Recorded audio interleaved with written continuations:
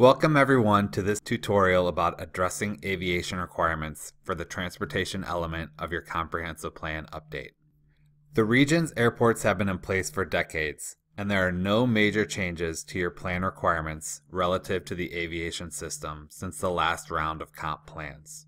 However, you should verify and update your plan as needed as it relates to the local airport long-term comprehensive plans.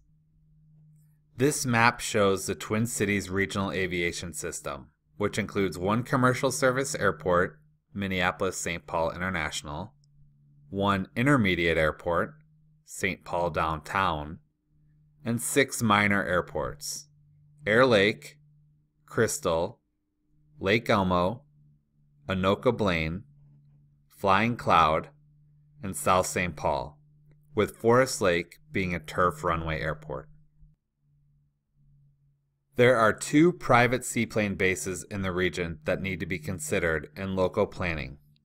Even if your community does not have a regional airport or seaplane base, there are many metro waterways that pilots are permitted to use for landing seaplanes.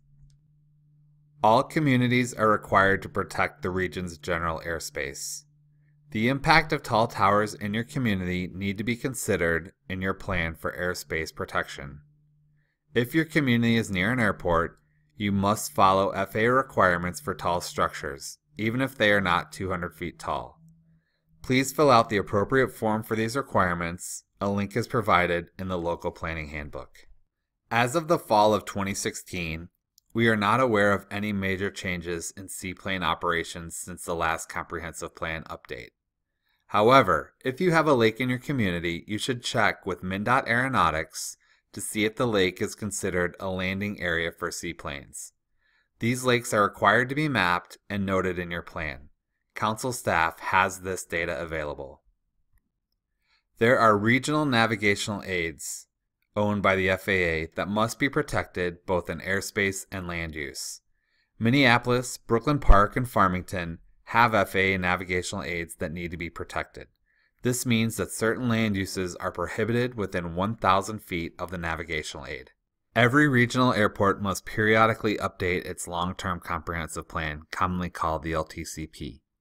Therefore, communities need to integrate the airport planning process with the community planning process. Most of this information is probably in your existing plan and only needs to be updated to reflect any changes in an airport comp plan that has been updated since your last plan was adopted. Here's what you need to include in your comp plan: a map showing the airport location within the community. Be sure to include the existing and planned future airport boundaries, access locations, and runways. Remember that many existing and future boundaries will be the same, but again, please be sure to check with the appropriate LTCP. Describe the existing and future operational characteristics for any airport whose compatibility area includes your community. For your update, you will need to assess existing and potential future noise impacts of airport operations. If your community is affected by aircraft noise, work with the airport owner to prepare or update a noise program. You will need to evaluate any land use compatibility issues in regards to airports in your community, and to reduce, prevent, or mitigate aircraft noise impacts on incompatible land uses such as residential guided parcels off the ends of runways. Council staff is here to provide assistance and answer questions. For specific requirements, please consult the local planning handbook. Thank you for your time watching this tutorial. For more online tutorials and other resources, please check the PlanIt page of the local planning handbook.